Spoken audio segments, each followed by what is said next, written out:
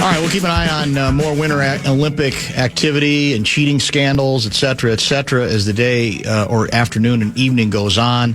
We are pleased now to be joined once again by Tom Crean, former college coach, now analyzes everything, college basketball, high school basketball, and, of course, your Minnesota Timberwolves via FanDuel a number of games. He joins us via the Connecticut Water Systems hotline. Are you allowed during the so-called NBA All-Star break to have your very own basketball break, or are you busy doing other things like college stuff? No, I had a busy weekend. It was great. I had Saturday, I had Kentucky at Florida for Westwood One Radio. It was my first radio game of the year, but that was great. In Gainesville, which is about 2.5 from where I live, and then I drove to Boca Raton on Saturday night to do University of South Florida at Florida Atlantic for ESPN2 on Sunday afternoon. And then I leave for ESPN again on Wednesday. So but I don't need an NBA break like everybody that's doing it and grinding in it day in and day out. And my son came home. He definitely needed a break. He came home from Dallas. He hadn't been home since the season started. Wow. And so I see it, and I see how tired they are and how they need that break, and so I get it. But no, I'm working at it. It's good. Outstanding. You can speak to this issue because as you cover so much college stuff as well, and because I'm not watching a bunch of college basketball yet, certainly don't get it the way you do. So there are people, NBA scouts, big shots, who believe that the top of this draft is historically good beyond just the usual, okay, there's one or two guys who have a chance to change franchises. And I've heard other people say they're not convinced that it's that deep. Where are you on that whole issue? Because that seems to be part of, it's related to the tanking story, which I want to get to with you eventually, that there's more than one or two. There might be like 4, 5, or 6, like truly star players. Do you agree with that? Yes, I do. And I think it's deeper than people think because I think there's so many guys. Now, I'm not going to say that it's all-star level all the way across the board, right? Like this isn't the 2003 draft that had LeBron and Dwayne Wade and Chris Bosh and Kirk Heinrich and Nick Collison. Mm-hmm. Now, it's really, really good, but this is a deeper draft than people think. The second round is going to be good, depending on who comes out. But the first round, I'd say all the way through, I'd say for sure into the 20s. Wow. You're going to get really good players. I mean, there are really, really good freshmen. And everybody hears about the top 3 in the sense of A.J. DeBonce at BYU, Darren Peterson at Kansas, Cam Boozer at Duke. And then there's been some about Caleb Wilson at North Carolina who just got hurt. And Kingston Flemings is kind of, I've seen him since he was a junior in high school and been so impressed with his speed and what he does. But he is climbing up as maybe being the top guard along with Darius Acuff from Arkansas. But, like, there's so many guys. I mean, we could be on this call for a long time talking about guys that are going to go in the first round that are freshmen. And then I'm doing the Florida game the other day. They've got a player named Thomas Houck that came off the bench a year ago, and somebody's going to be really smart overlooking maybe a couple of the freshmen to grab him somewhere in the high lottery, maybe not at the beginning of it, but in that 9, 10, 11, 12 range. And they're going to get a guy that's going to be able to play for 10, 12 years and be able to step in and play immediately. So, like, there are numerous guys in this draft that are going to play for a long time. That is interesting. Well, and be really good. As we get closer to the end, maybe we'll go into a little more detail on that as well. So if the NBA, if Adam Silver calls you tonight and says, look, we got about 52 ideas we're throwing up in the air in terms of how we get a better handle on the tanking, what's your best advice to him? Is there a plan you've seen that you like? Is it impossible to find one that's actually going to seriously limit the amount of tanking we now see, which I think goes well beyond the sort of what I historically have called responsible tanking from back in the day, to the point where it's so brazen that star players are being pulled going into the fourth quarter of a game in which your team is ahead? What's the way out of this box?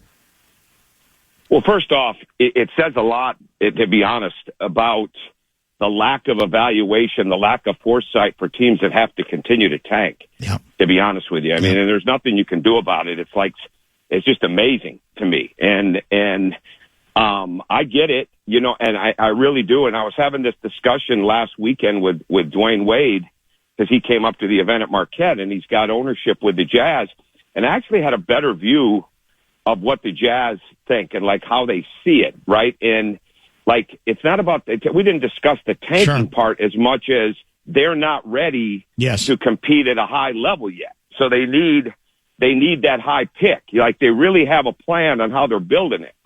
And he believes Will Hardy is a really good coach and all that type of stuff. But in answer to your question, I thought Danny Green had a really good point maybe a week and a half ago on ESPN, where he said it was almost like you ought to establish, and I'm paraphrasing, but you ought to establish what the order is by the All-Star break, so that you don't have it going all the way through the end of the regular season. My biggest problem is none of these teams are cutting ticket prices or giving refunds. Yep.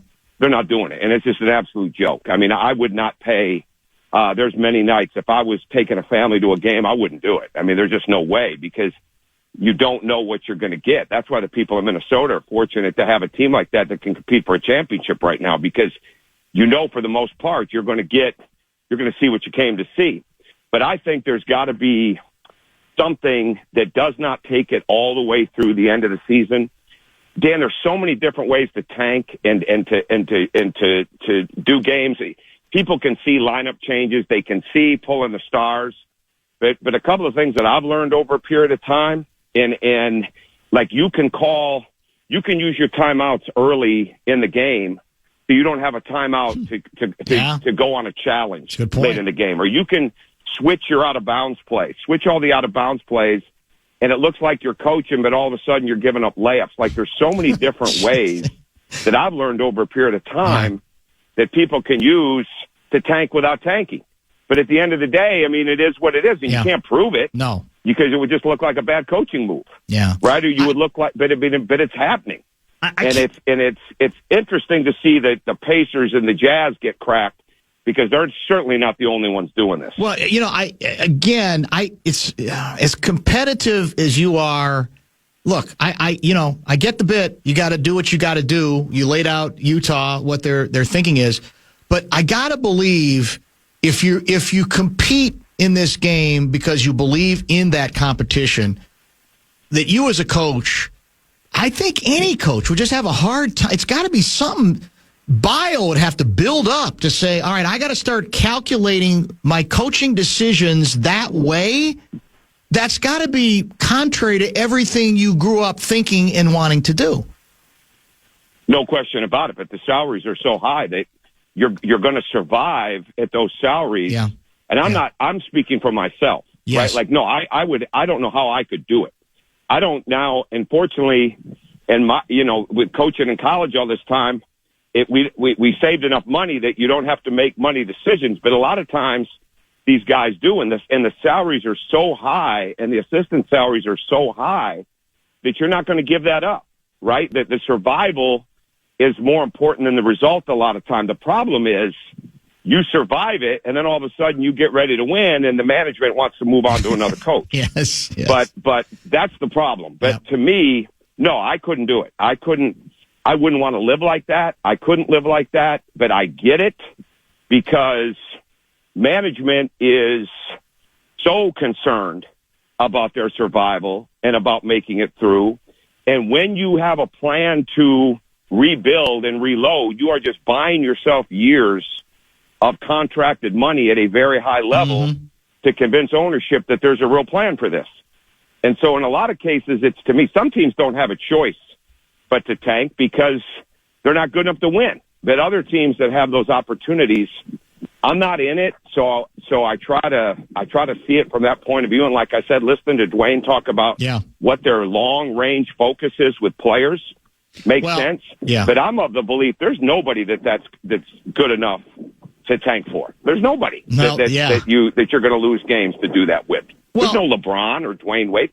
Cooper Flagg is an incredible level of player, but I don't know how you tank for him.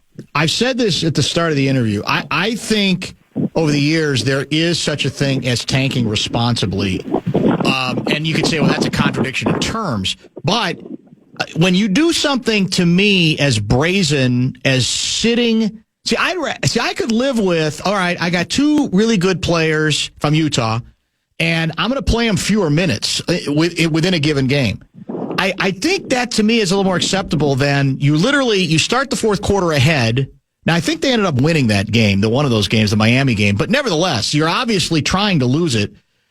To me, that's so brazen, Tom, that it goes beyond anything that a league can tolerate, largely for the reason, despite what the organizations are saying, what you point out, they're not discounting ticket prices.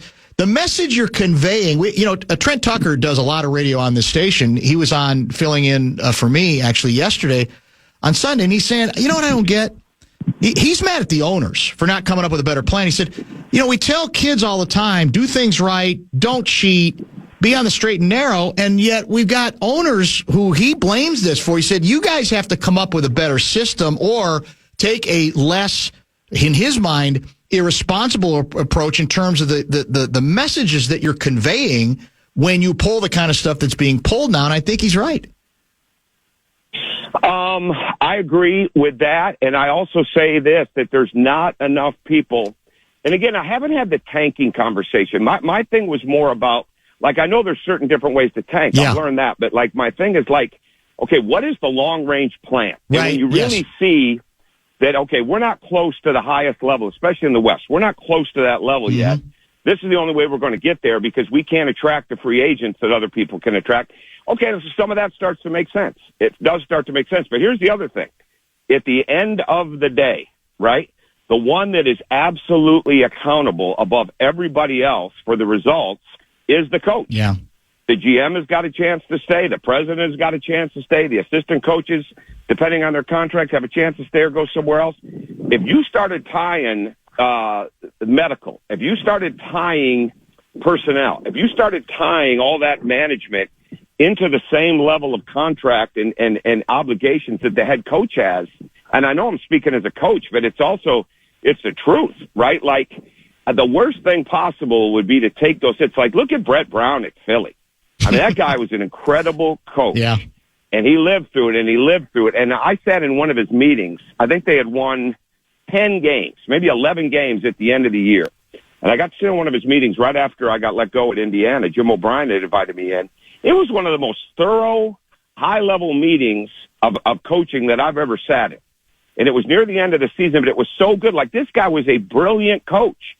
But as they started to turn, he was no longer the head coach. So, to me, I look at it, that will always be etched in my mind. And I just think there's not nearly enough accountability on these teams past the head coach. And again, I'm not in that league, but I pay a lot of attention to it. And there's a lot of that with college, right? It's coming down. There's a lot of money in college. There's a lot of NIL money in college. At the end of the day, head coach doesn't win, they're going to find a way to move on. We're seeing that right now at Kansas State. I mean, they're going to find a way if you're not winning, and they're going to do everything they can do at times to not have to pay you the money that they owe you. Tom Crean is kind enough to join us. As I mentioned, John Krasinski will join at about 5:30 this evening. Top 5 at 5, Ode to a Dead Guy before we are done. I've got a leftover trade deadline question for you because we haven't spoken in a while. And as I think you're well aware, it's a certainty that the Wolves looked hard and aggressively at seeing if there was a path through which they could end up with Giannis coming here. I know that there's not any question that there was a lot of due diligence done. And in the end, I don't think it came close, largely because I think the conclusion here was that the Bucks weren't that serious. But what I'm looking for from you is some philosophy on this, because it represents that age-old question of, all right, what do you do? You got a good mix of players here that have won at least to the level of reaching the conference finals together. But then you have a guy who's one of the great top five, certainly a top 5 player when healthy. So at what price when does the price become too much? How do you think general managers and you, when you think about talent, how do you go about calculating those things out. The temptation of saying, my God, you pair him with Anthony Edwards, we'll make everything else work, even if we have to give up a bunch. What did you make about that whole process, and what do you think about that age-old question? Well, as far as the Timberwolves, yes. And I said this on Countdown Live, I've said this a couple other times, I think one of the best trade deadline franchises was the Timberwolves. And getting Io the way that they did was incredible. Mm-hmm. And then if they end up getting Mike Conley back, it's great too. But to get Io like that and the impact that he can have, the energy that he plays with the two-way, he's one of the most improved players. His first year to second year in the NBA was a high level of improvement, and that was before the jump shot has come.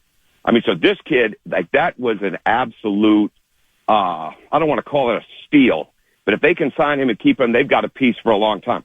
I think the best move they did is not moving the rumored Julius Randle, Jaden McDaniel situation. I think that could have backfired in many, many ways. And I think Jaden McDaniels is on the level of becoming a star. He's young.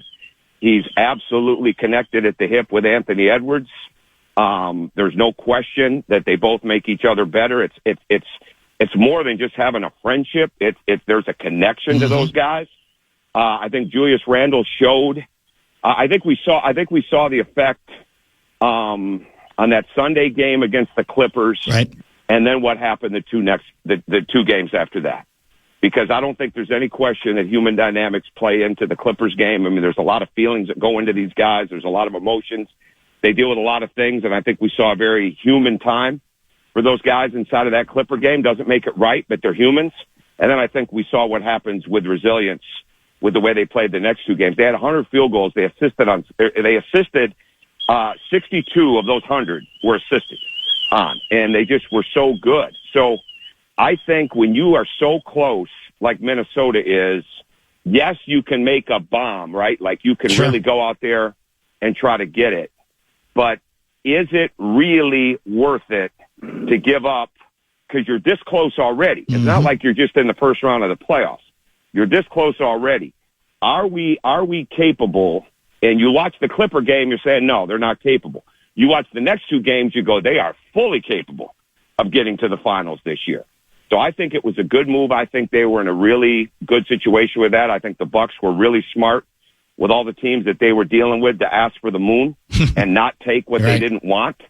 Whether it be the Heat, and I don't know this per se, but I know what I hear from agents and then my own players, and then what you learn. I mean, whatever Miami, Golden State, people like that were offering, I don't think the Bucks were going to touch that, and I don't blame them. And you're in a great situation if you're the Bucks. Giannis is hurt. They made some great moves. I mean, even in the short term, getting Cam Thomas. But I love what the Timberwolves did, staying pat like that. And I think Io is going to be.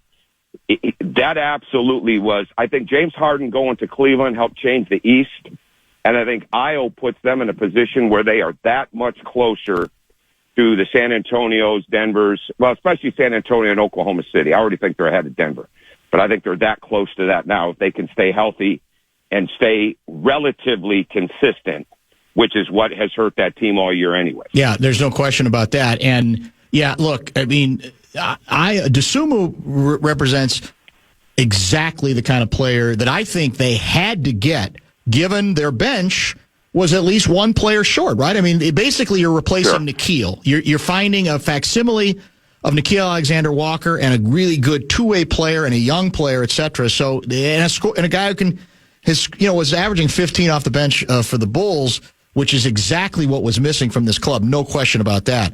Let me ask you another thing you can I think speak to with great expertise, again, because of your coaching background.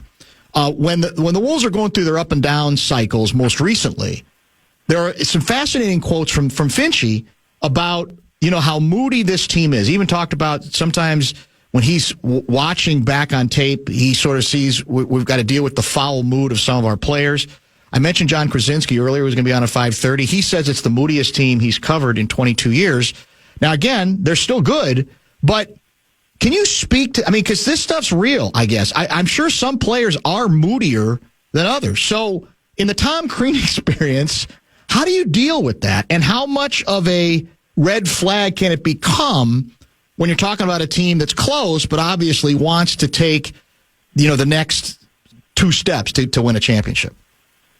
Well, I think the big picture is when you have that and you know what you have, then you're at the mercy of your depth, because you have to be able to sit guys down when they're not playing that night. And I saw this. This is one reason Todd Golden is a phenomenal coach at Florida.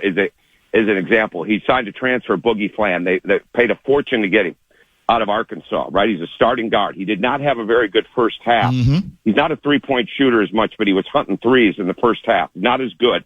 They're playing Kentucky on Saturday. Second half starts, he comes out. He's not as locked in. At the 18-20 mark of the first half, he subbed him out, brought in a backup guard. It was the coaching move of the game. And the kid is a good player now. He's a McDonald's All-American, the whole deal. But because he had a really good backup guard, he could bring him in. The kid changed the game defensively. And it wasn't like Florida wasn't winning, but this kid impacted the game in his defense, with his three-point shooting, with his ability to drive the ball, and just the intensity that he played with. And you know what? It doesn't matter if it's pro or college. And the pro coaches that can overcome the salary, that can overcome the entourage, that can overcome management and say, we got to win the game tonight. Yeah. This is who can help us win tonight. Those are the strong coaches. And I have a lot of respect for Chris Finch and how he does that, because I don't think Chris Finch says a lot that he doesn't say in front of the team. Mm-hmm. And I think from what I've heard over a period of time, and I think that's really, really good. But I think a guy like Io and continuing what they've done with Bones Highland should not be overlooked. Right. I mean, people were waving him. That's true. Right. And they have got that guy. What you have with Bones and what you have with Io, that at any given night, options. You could put one of those guys in. Well, yeah, you could put one of those guys in the starting lineup. Mm-hmm. Now, they're not Anthony Edwards, right? But you could put those guys in the starting lineup, and you're really not going to miss a beat. And I think that stuff is really big. So I think you attack it just like Chris does. I think you attack it head on. I think you attack it head first, which means you're the leader of it, and you hit it. You certainly utilize your assistants. You try to talk to him. I thought what he said the other night in postgame, where he said that he and Julius had some really good chats, I think that's one of Chris's strengths. Mm-hmm. And I think in the NBA, you have to be able to do that, because I think you got to continue to see the big picture, which is probably some of the reasons why they didn't make a move this year, at the trade deadline, like they could have potentially. And at the end of the day, though, you've got to keep attacking it head on. And the number one thing, Anthony Edwards can get right in the hunt on this MVP race. He can get right in the hunt for a championship if he will come out night after night and set the pace defensively with what he's capable of and have longer stretches of really good defense. And when this team attacks the paint early and they go through the paint and that ball is moving, it just percolates throughout the entire game. And I think that's one of the hardest things that the Timberwolves go through. There are nights that ball doesn't move quick enough. Yes. And it becomes I'm going to get this shot, then this guy's going to get that shot. And you didn't see any of that in those two games last week. So I think whatever they're doing film-wise, whatever they continue to show, they got to keep showing time and time again how everybody is successful when they're playing that way, how everybody achieves. I thought Julius Randle absolutely got ripped off not being an all-star, and I think, everybody looks at the money, but it's like we said about the trade deadline and all-star things and things like that. That stuff's important to these guys, and rightfully so. I mean, it's important. Like Anthony Edwards did not feel good in that last game, and that was legit. Like, he didn't feel good during the day. I don't think he shot before the game. He didn't feel good before the game. You could see it in his face, but he went out there and played. The best thing could have happened to Anthony Edwards is staying home, getting some rest, healing, his foot, the whole thing. But he goes out there. What's he do? He competes to win. He wins the MVP. So, you keep getting examples of how good this team can be. And you can say, well, that's an all-star game. Well, no, Anthony Edwards brought it, okay? And everybody else on his team did too, because they say, you know what? We're here. We're going to win it. And I just think this team has got those capabilities and that they can climb into that. And you just keep showing them what it looks like when you do it right, but you're not afraid to attack it when they're doing it wrong. One more coaching question. After one of those bad losses, Rudy in the postgame went very public with his frustration about defense, saying, look, I get it. You make mistakes on the base in terms of your structure, the X's and O's. I can live with that. But what we can't live with is effort. Now, that night, he didn't play particularly great defensively either. But the fact is, I think it was fairly clear he was calling out teammates without naming them. Finchie didn't seem to love it the next day. So as a coach, what was your view of a player? I don't know, maybe it's different because you're coaching college and these are pros, obviously. These are adults, well into their careers. But what did you think of what Rudy did? And in general, when you were a coach, how did you feel about players, I think, trying to convey the right message going public, not just doing it in a closed locker room? You can't do it that way unless you've done these three things, okay?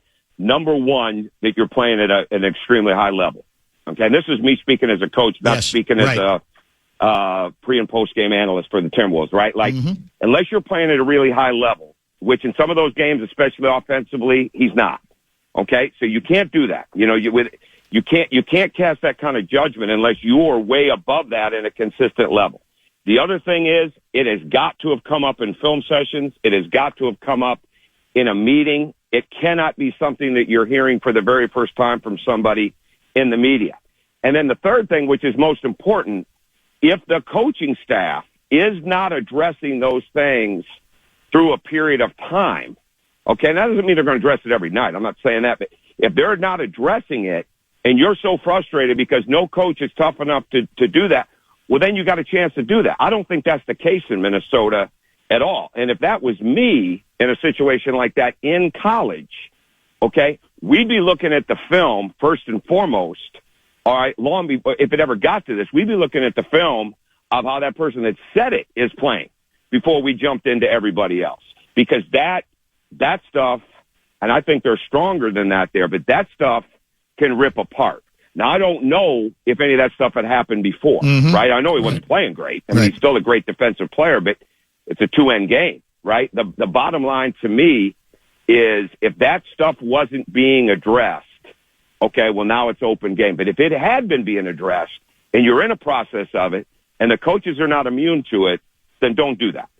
Then don't do that. And I have a lot of respect for him as a player. I don't know him personally, but there's a lot of room for growth in Rudy Gobert, too.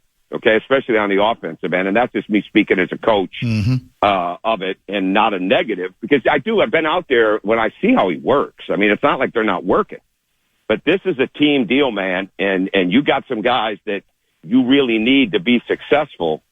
But I think this team, I'd be shocked if they don't address the issues in there. I think the Timberwolves are pretty good at that, and I'm not carrying water. I just think they're pretty good at that. Last item for today. Appreciate the extended time with Tom Crean, as always.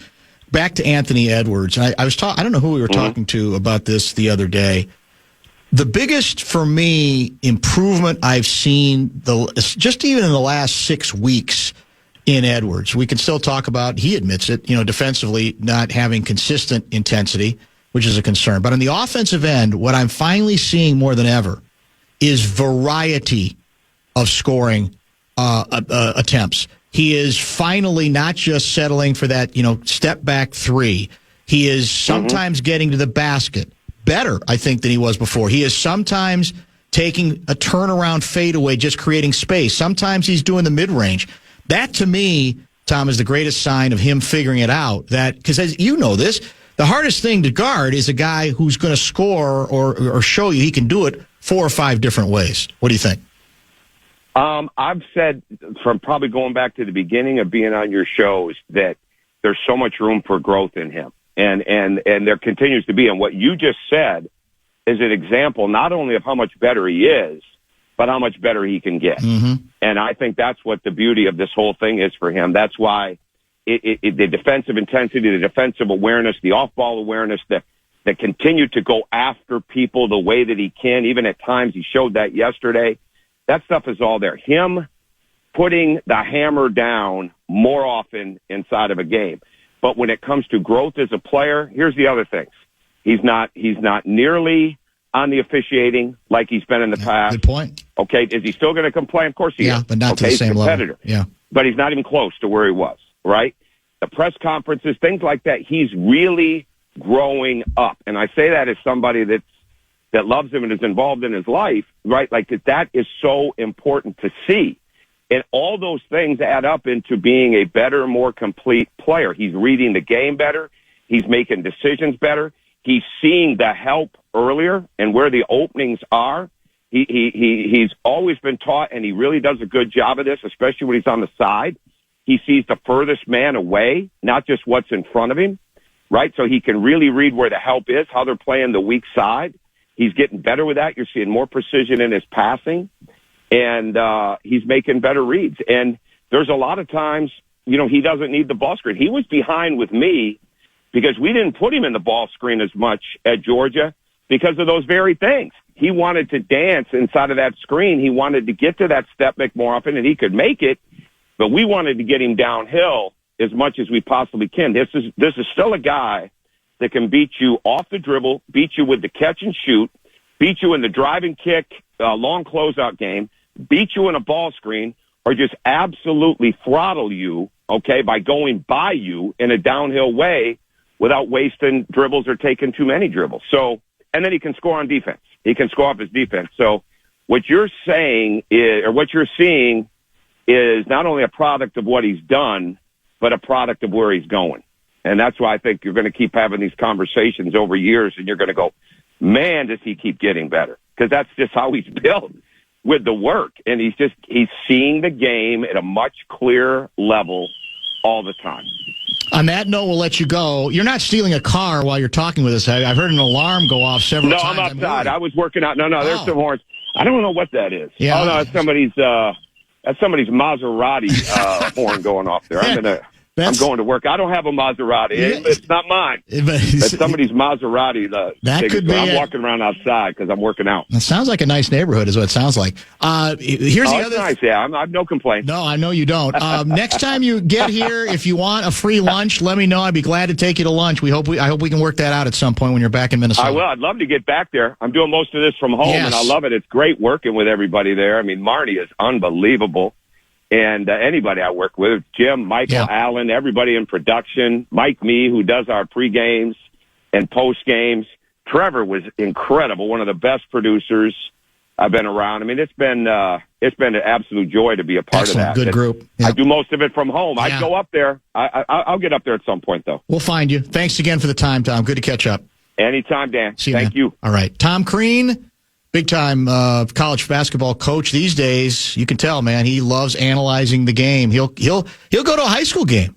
He'll analyze that. Plenty of college and a lot of Minnesota Timberwolves. We are a little bit behind schedule, as is often the case when Mr. Crean joins us back in a minute with Ode to a Dead.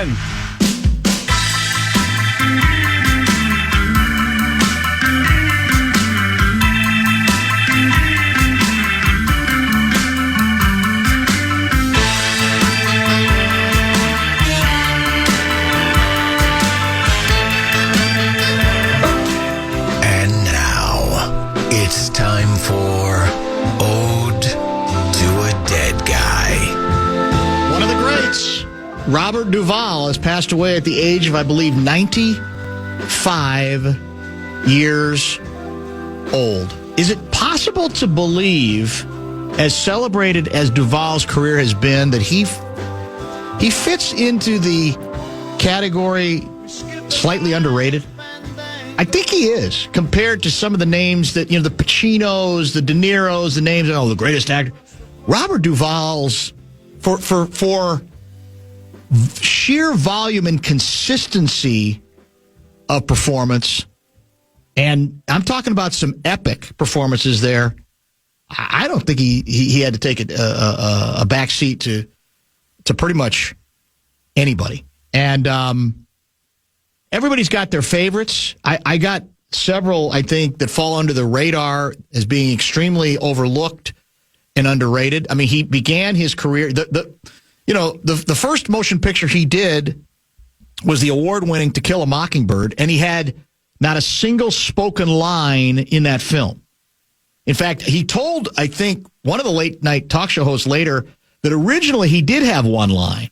One sentence or even a couple of words. He didn't even remember what they were. He didn't say, but they were eventually cut out. And I think when you factor in he was playing Boo Radley in the film, it was much better that he said absolutely nothing in that movie. But when you factor in that's where it began, great acting career, you start in a classic film in which you do not say a word.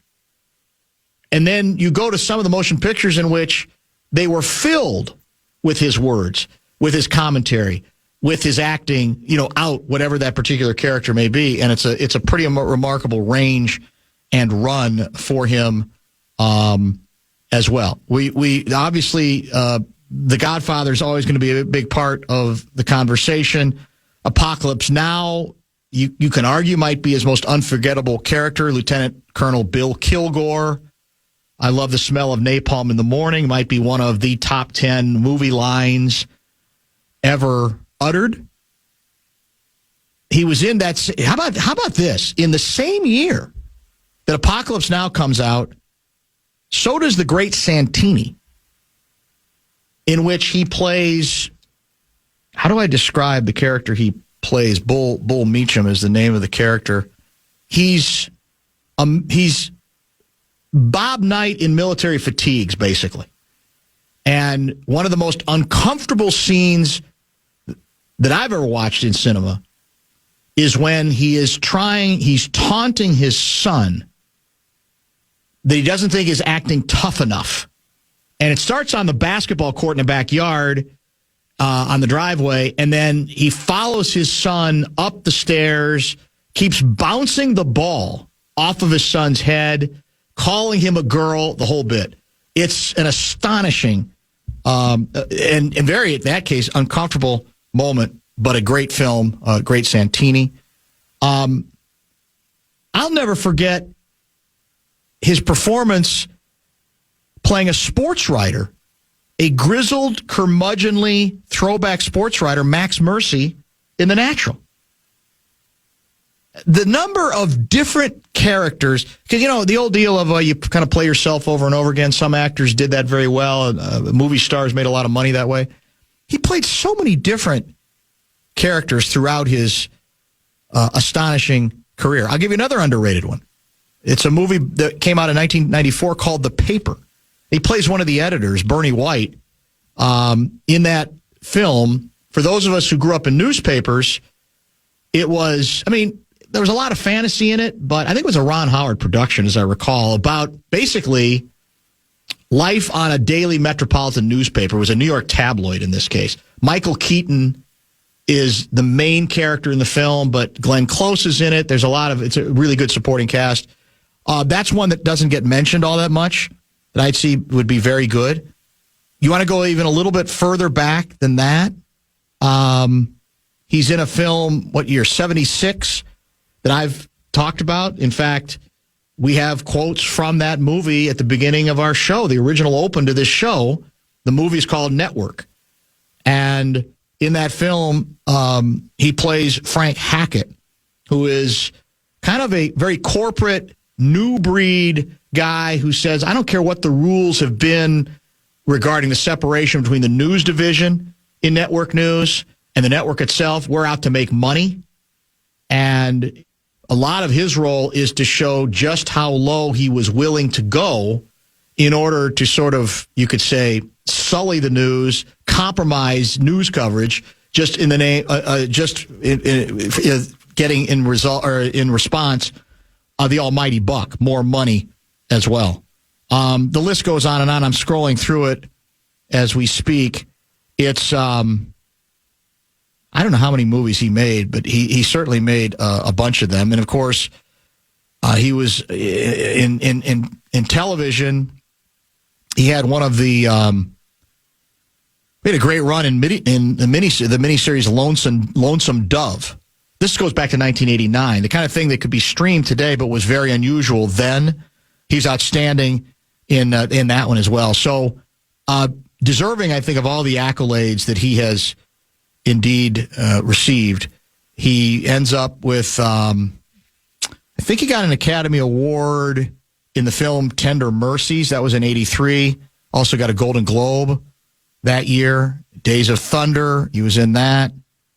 A sneaky good if kind of depressing film with Michael Douglas called Falling Down. That's a dark 1993. It's extremely dark. You've seen that one? Yeah, in like 1993 when I was like 11, which doesn't seem like when I should be watching it. No, that seems a little early for you having seen it. I blame my cousin DJ. There's a lot of darkness in that film. You're 100% correct on that.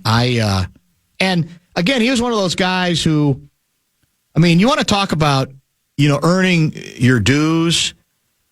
He was in a bunch of early TV on shows like Route 66, Alfred Hitchcock Presents, The Twilight Zone, Outer Limits. He also had another non-speaking role in one of my favorite science fiction films called Invasion of the Body Snatchers. Oh, yeah. And he's on a swing in religious garb. I don't know if it's priest garb or whatever. He's on a swing. He never says a word in the movie. And I don't know if that was meant. I don't even think it's credited. I'm not even sure it's credited. It's one of those moments where maybe he was just doing it as a lark. It's a film starring Donald Sutherland. You could go on and on. Can I give you two quickies? Yes, go ahead. Because we have to break. Yes. If you're a child of the 90s, he played Joseph Pulitzer in Newsies, which, pound for pound, I don't know if you get a better cast for a random kids movie. That's which true. Is, by the way, Christian Bale, Bill Pullman, and Margaret, your gal. Yeah. And Robert Duvall's in that movie. That's a great as the bad guy, as the newspaper owner. He's owning everything that's making the kids sell the papes for free. But how about this as a twist on it?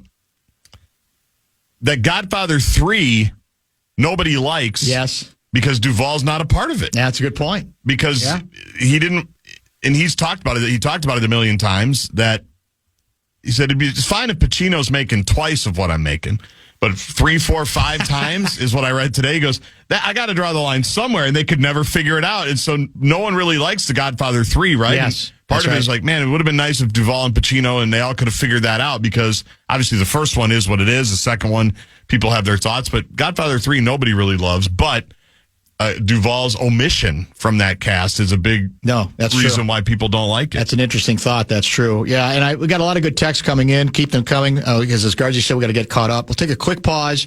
A little more on Robert Duvall's outstanding career, and then we'll prepare for, as I said, Top 5 at 5. Don't go.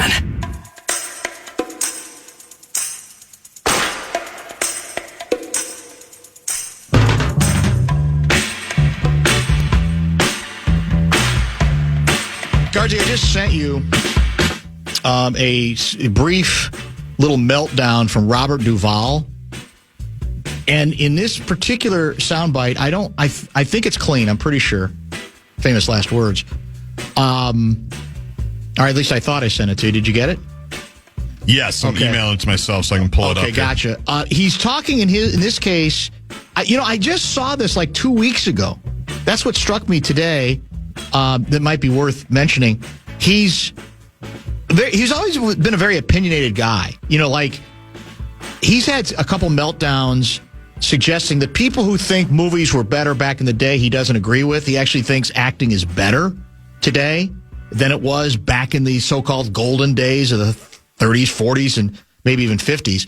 And in this case, he's calling out a very successful director named Stanley Kubrick, who's made all kinds of significant films.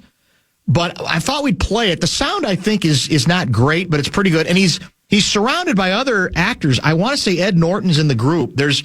I don't know what the setting is, but it almost feels like it's a bunch of actors kind of talking amongst themselves.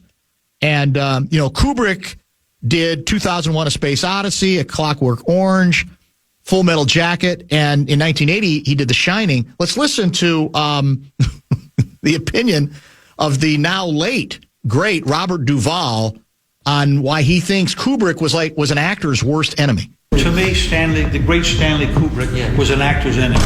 And I can point to movies that he's done, the worst performances I've ever seen in movies. The Shining, what's the one about The Clockwork Orange? Terrible performances. Maybe it was great movies, but they're terrible performances. How does he know the difference between the first take and the 70th take? What is that about? Brander did 40 takes, 60 takes on that. I said, why would you do that? He said, well, the guy's supposed to do it. To me, Stanley. So there it is. Yeah, I see Ryan Gosling there. Yeah, there's Garofalo. There's quite an interesting group. And I think what that confirms is that Duvall was not one of those guys who necessarily, wanted to do the painstaking, the 79th take, I just not sure. Let's go to 80 and 81. He was in a guy, I'm going to do it. I'm going to give me the scene. And it's going to be fresher and it's going to be better, even if it's imperfect, than this painstaking approach that some directors and some actors like, where you do take after take after take. And you heard the quote from him. At some point, how do you know between 3 and 80? I mean, where do you draw the line in the all in the names of perfection? And it's ironic because you think of Duvall and you think, well, that guy must have studied hard, and it's got to be, he's looking for this perfect moment. And what a lot of the good ones to me did, they were loosier and goosier than that, right? They said, I trust myself. I've studied what I need to study to prepare myself for this role. Let's go do it. And then let's go get a beer, or let's just go to eat dinner, or whatever the case may be. A lot of text coming in. What's so impressive about Tender Mercies, another one of I don't even say overlooked films in his history, is that he performed everything himself, wrote several of the songs. Great scene where he's singing and playing guitar in the kitchen, telling his son each key change. Charlie Don't Surf, that's another top 10 line from Colonel Kilgore in Apocalypse Now. And then that's the kind of movie where the stories are legendary about what a dysfunctional set it was, how disastrous it appeared to be, the financial, how much over budget that that particular production went, and the feeling as it was being made that this is going to end up being a disaster. No one's even going to like this film, and it ends up being one of the classic motion pictures, certainly the last 50 years or so. Gus in Lonesome Dove is his finest performance to me, bar none. Dan, as a father, 2 Duvall quotes that I always love. Not every successful man is a good father, but every good father is a successful man. The one you fight with most is always the one who's most like you. Rest in peace, Mr. Duvall. I'm sure it's come up, writes Rich in Fargo, but his role as Frank Burns was nothing like Frank on the show, the TV show Amazing Nervous Breakdown. Good reminder. In the motion picture MASH, believe it or not, Robert Duvall was Frank Burns, and it was a very different character than what was. I mean, he was hated, but he built him and he constructed him in a very different way than the direction. In the TV show, as good as it was, it almost became kind of cartoony. And Robert Duvall most assuredly did not do that. Now, again, he only had to play the role once because he's in a motion picture, but it is absolutely worth mentioning for sure. He was so good in Open Range as a cowboy with Kevin Costner. Duvall was outstanding in Secondhand Lions as well. He and Michael Caine. That's from 503 Guy. I did mention Lonesome Dove, and that's hard to argue with that one. I did mention Max Mercy in The Natural. It is, I agree, for me, the best baseball film ever made. And he's one of the hidden gems in that film, in that I can't, when you factor in the time, I can't imagine a better distillation of at least what we perceived as, in his case, the longtime ball guy, the ball writer. Cynical, suspicious, looking for something he could grab onto, maybe even a sensational headline or two. He's one of the greatest scenes in The Natural is he's had time with the guy, Robert Redford, who is The Natural in the movie, and very early in the film. But then, of course, the character, Roy Hobbs, goes away for reasons I won't go into here, and then resurfaces years and years and years later to become a part of this minor league baseball team that's struggling badly. And Max Mercy says, I've seen you someplace before. But he can't quite place it. He can't figure it out. And the moment he does is one of the great moments in the film where, because originally The Natural is a baseball pitcher. But when he comes back to the minors, he's a hitter because he can't pitch anymore because of the injuries, that has changed, how it has changed his body. But he's coming back from the end of practice. He's trotting in from the outfield, and he stops at the mound. And there's a guy, a teammate, still doing BP. He's cocking his bat, saying, "Come on, Roy, come on here, throw one in here." So Roy says, "All right, what the hell? I'll do it." And he winds up and throws a hell of a fastball. And at that point, Max Mercy, who had been seated in the bleachers behind all this, 1 minute he's in his seat all by himself because it's just practice, just watching this scene play out. And then he sees the way that the natural picks up the ball and shows that deep down, once upon a time, he was a great pitcher. The fastball gets past the hitter, and they fly back. The camera shot goes back to that same spot that Max Mercy had been sitting in. Max Mercy's gone because now he's put it together. He's got a story. Terrific scene and a very good character in an outstanding motion picture. All right, top 5. Speaking of baseball, spring training has just begun. Is it already over for your Minnesota Twins? What was your favorite Pablo Lopez moment?